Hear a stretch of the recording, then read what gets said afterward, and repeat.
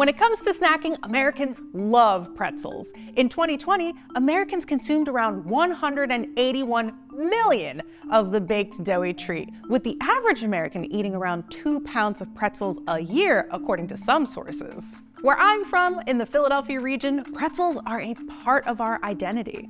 It's not hard to believe when you consider the fact that Pennsylvania, or as I like to call it, Pretzelvania, is the heart of the pretzel belt, home to 45 pretzel companies, earning it the nickname, the pretzel capital of the United States.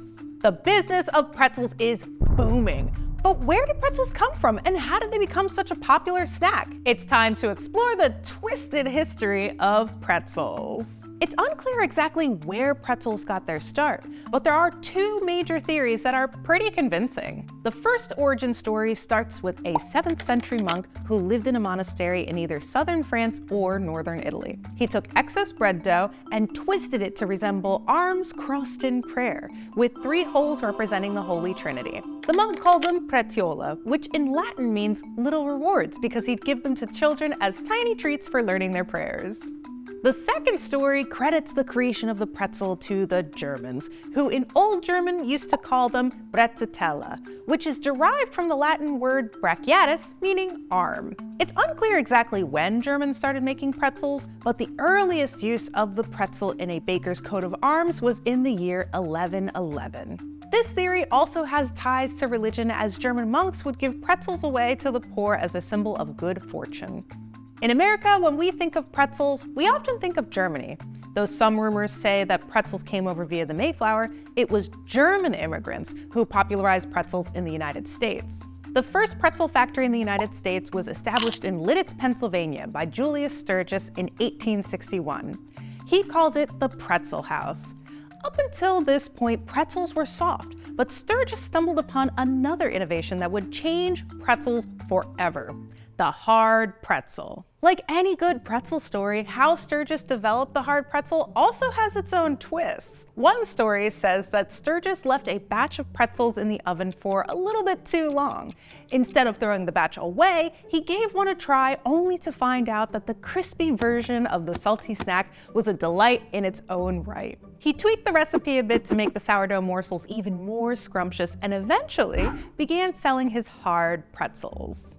However, that story is likely false, considering hard pretzels were documented as early as 1854 in a newspaper called the Tri-Weekly Commercial out of Wilmington, North Carolina. In the article, it describes German immigrants who would, quote, crowd into the Dutch boarding houses and beer saloons, and during the day may be seen quaffing their mugs of lager beer and mumbling those hard, crisp, salted cakes which the Germans call pretzels, end quote.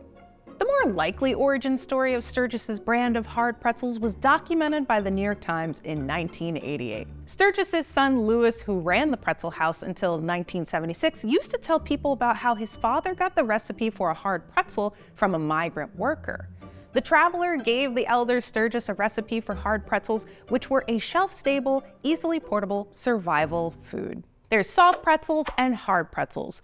But what about the Philly pretzel? Here in Philadelphia, we're not just identifying ourselves with our favorite snack food, though I would argue we're a little bit hard and salty on the outside, but soft on the inside. We're actually talking about a style of pretzel that is unique to this region. Selling pretzels on the streets of Philadelphia has been part of our city's entrepreneurial spirit since the 1820s. Historically, it was a way that many immigrants who called Philadelphia home were able to earn money to start their new lives. In the 1920s, an Italian-American family revolutionized pretzel production. At the Federal Pretzel Baking Company, the Naccio family used a nifty conveyor belt machine that helped automate the process. Hand-twisted pretzels were placed on rods and then taken through the alkaline bath and baked. The process gives the Philly-style pretzel its iconic figure-8 shape, and is also why they come in sheets. Having the ability to make more pretzels faster allowed the pretzel street vendor industry to boom. I guess you could say the Philly-style pretzel is a German tradition with an Italian-American twist. Speaking of pretzel street vendors, here's a fun fact. Even though Germans love mustard, there's even an entire museum dedicated to mustard in Cologne. They don't put mustard on their pretzels.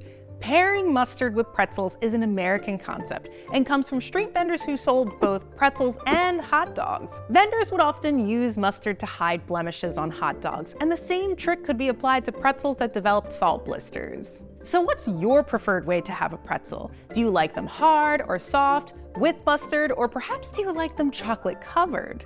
Tell us in the comments.